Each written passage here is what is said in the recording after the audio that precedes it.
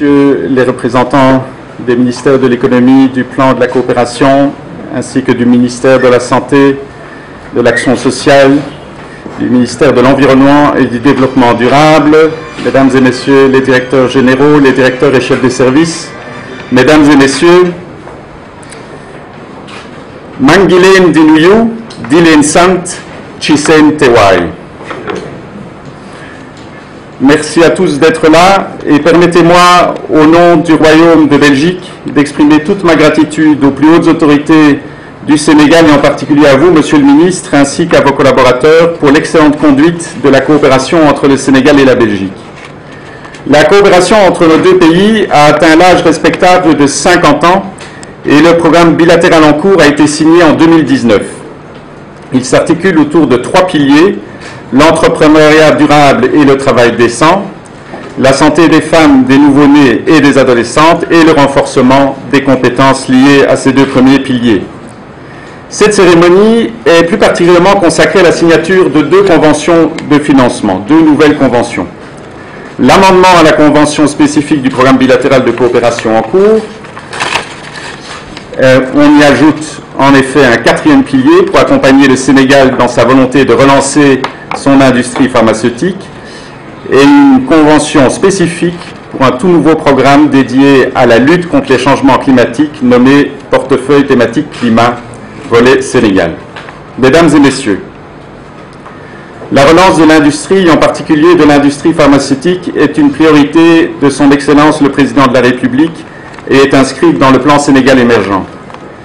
La pandémie a en outre mis en évidence des inégalités énormes entre les pays au niveau de l'accès aux médicaments, aux produits médicaux, aux vaccins et aux équipements. L'atteinte de la souveraineté dans les biens médicaux demeure donc une orientation majeure des autorités sénégalaises à travers le projet du plan Sénégal émergent Dakar Medical City. Celui-ci a l'ambition d'être un centre de référence en matière médicale et un hub pharmaceutique pour la sous-région. C'est pourquoi le pays s'est doté, comme vous le savez, d'une politique et stratégie d'industrialisation du Sénégal 2021-2035 et parmi ses axes principaux, nous notons le développement de l'industrie pharmaceutique et de la pharmacopée. Le président de la République, son Excellence Macky Sall, en visite officielle à Bruxelles en mars 2021, a sollicité l'appui des partenaires européens pour accompagner la relance de l'industrie pharmaceutique au Sénégal. Et le gouvernement belge est donc très fier de s'insérer dans ce projet fondamental du gouvernement sénégalais et a instruit l'Agence belge de développement, ENABEL, de contribuer à l'autonomisation du pays en matière pharmaceutique. D'autres acteurs travaillent également dans ce sens, notamment dans le cadre de la Team Europe Initiative, l'initiative de l'équipe Europe, avec notamment l'appui au projet Madiba. Comme vous le savez, c'est ce projet de production de vaccins contre la Covid-19 qui est mis en œuvre avec l'Institut Pasteur de Dakar et auquel participent toute une série de partenaires européens, dont la DFI, la KfW, l'AFD, l'Union européenne, la Banque européenne d'investissement et d'autres. Mais également aussi un soutien depuis le secteur privé avec l'entreprise belge Universel qui appuie également le projet Madiba. Mesdames et Messieurs, sur la même lancée et dans la même optique, la coopération belge à travers le pilier 3, je confonds les piliers, le pilier 3 du programme bilatéral a participé au financement de l'atelier intensif de structuration pour la relance de l'industrie pharmaceutique, le fameux Lab Pharma. Cette importante rencontre a permis de définir une feuille de route et la logique d'intervention de l'appui, donc une feuille de route pour toutes les parties prenantes sénégalaises et une logique d'intervention de l'appui de la coopération belge.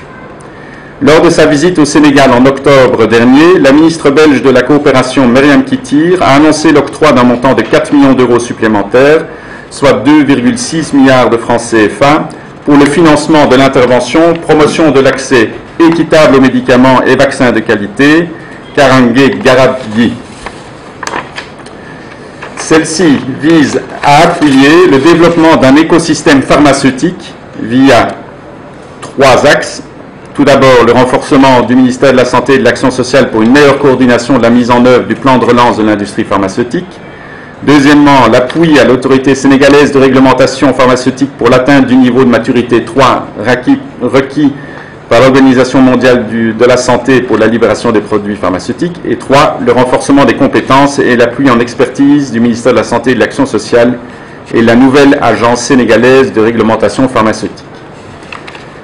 Monsieur le ministre, mesdames et messieurs, comme je vous l'annonçais, la seconde raison qui nous réunit est la signature officielle d'un tout nouveau portefeuille thématique lié au dérèglement climatique dans le Sahel. Le Royaume de Belgique s'est résolument engagé pour des actions concrètes en faveur de la santé et de l'environnement et l'accompagnement des stratégies d'adaptation au changement climatique. C'est dans ce cadre que la Belgique apporte un appui de 50 millions d'euros, soit près de 33 milliards de francs CFA, au profit de 4 pays du Sahel, le Sénégal, le Mali, le Burkina Faso et le Niger. Ce montant servira à la mise en œuvre d'un programme qui vise à améliorer la gestion intégrée des ressources naturelles et à restaurer de manière durable les écosystèmes du Sahel dans la lutte contre la désertification et les conséquences des dérèglements climatiques, dans le but également de renforcer la résilience des populations du Sahel.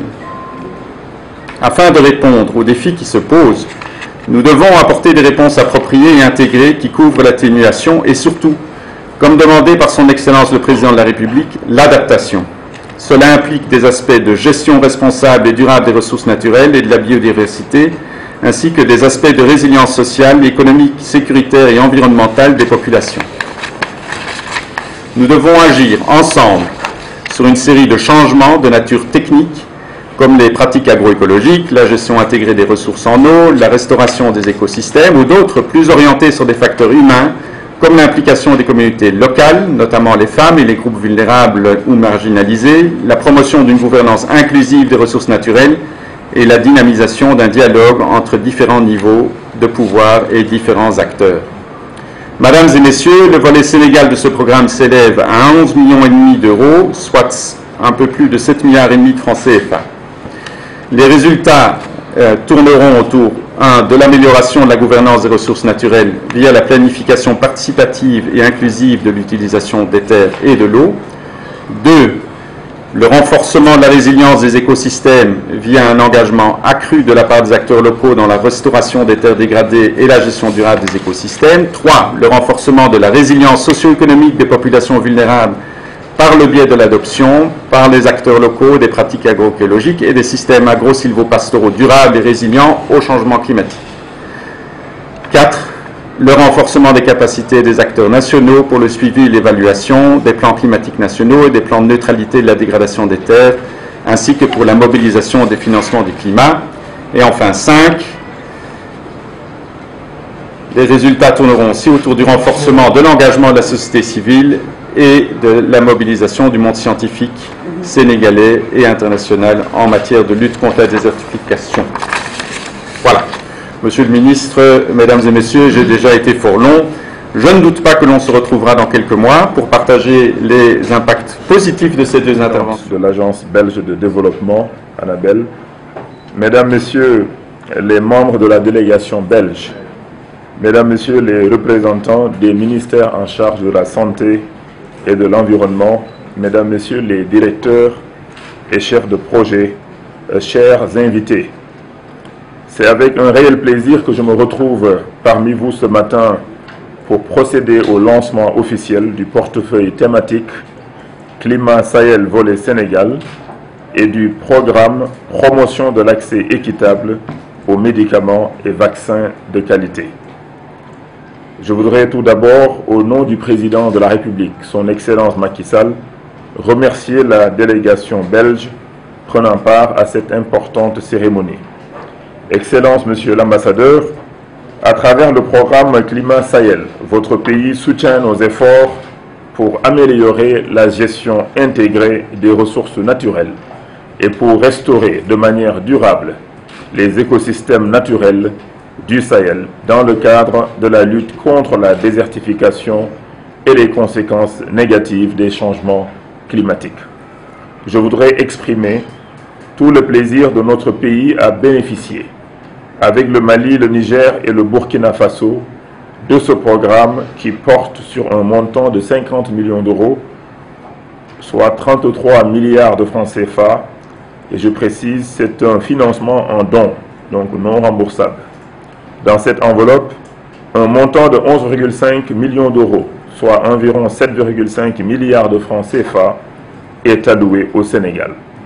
Il me plaît de relever que l'attention portée au secteur de l'environnement est en parfaite cohérence avec les axes du plan d'action prioritaire ajusté et accéléré, le PAP 2A, du plan Sénégal émergent, notamment dans son volet PSE vert, qui vise à assurer la reforestation durable du territoire national. S'agissant du programme Promotion de l'équité, de l'accès équitable aux médicaments et vaccins de qualité, dénommé Karange Garabi en Wolof, il constitue le 4e pilier important de notre programme de coopération bilatérale 2019-2023.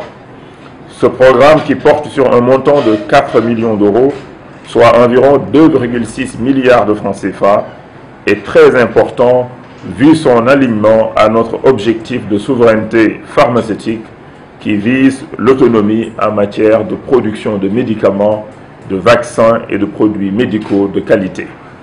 C'est le lieu de rappeler que cet objectif de souveraineté pharmaceutique est en bonne marche, avec toutes les initiatives en cours relatives notamment à la relance de l'industrie pharmaceutique soutenue par la Belgique, et au projet de production de vaccins anti-Covid et autres vaccins par l'Institut Pasteur de Dakar. Mesdames et messieurs, je voudrais inviter les acteurs intervenant dans la réalisation de ces deux programmes à prendre les dispositions appropriées pour mener à terme les activités selon le calendrier prévu, avec une implication des bénéficiaires nationaux dans tout le processus en vue d'une pérennisation des acquis. J'en profite encore une fois pour féliciter tous les acteurs qui œuvrent de manière constante à améliorer la qualité de notre coopération bilatérale, matérialisée par les pertinents projets et programmes mis en œuvre et qui contribuent significativement au développement économique et social de notre pays. Pour terminer, je voudrais vous demander, Excellence, Monsieur l'Ambassadeur, de transmettre à vos autorités les sincères et profonds remerciements du gouvernement sénégalais pour le soutien constant, appréciable et multiforme que votre pays ne cesse d'apporter au Sénégal. Je vous remercie de votre aimable attention. Merci beaucoup.